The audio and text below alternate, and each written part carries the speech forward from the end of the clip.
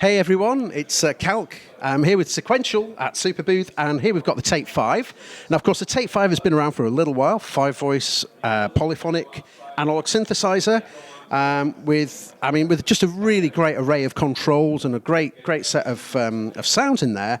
But just recently, we've had a firmware update for the Tape 5, which really expands what it's capable of. And some of the big stories here are basically the factory presets have been doubled, so we have 256 of those in there now, and that's the same for the user slots as well for storing your sounds in there.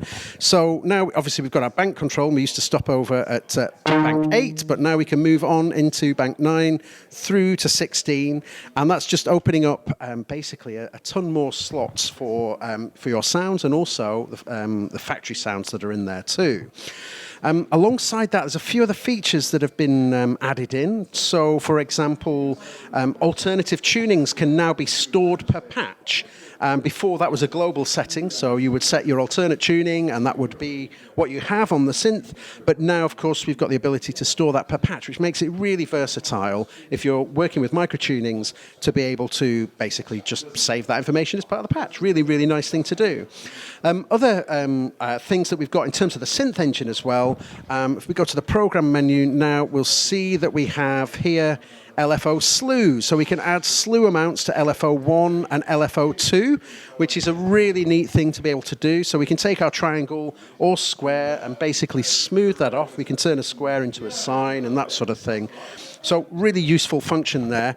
And a particular favorite of mine is if we move over to, where are we? Envelope repeat. So now envelope 1 can be set to cycle and repeat. Envelope 2 can also do the same. And if we switch it on, we can have both of them cycling. And of course, from a sound design point of view, that really opens up a huge amount of additional possibilities. I guess one of the other things to mention as well is that from the firmware update now, Oscillator 2 can also bypass the filter, which is, again, a really kind of, it seems like maybe a small thing on the surface of it, but actually taking a single oscillator and bypassing the filter just expands the potential for your sounds. I mean, it's almost like being able to stack sounds in a way.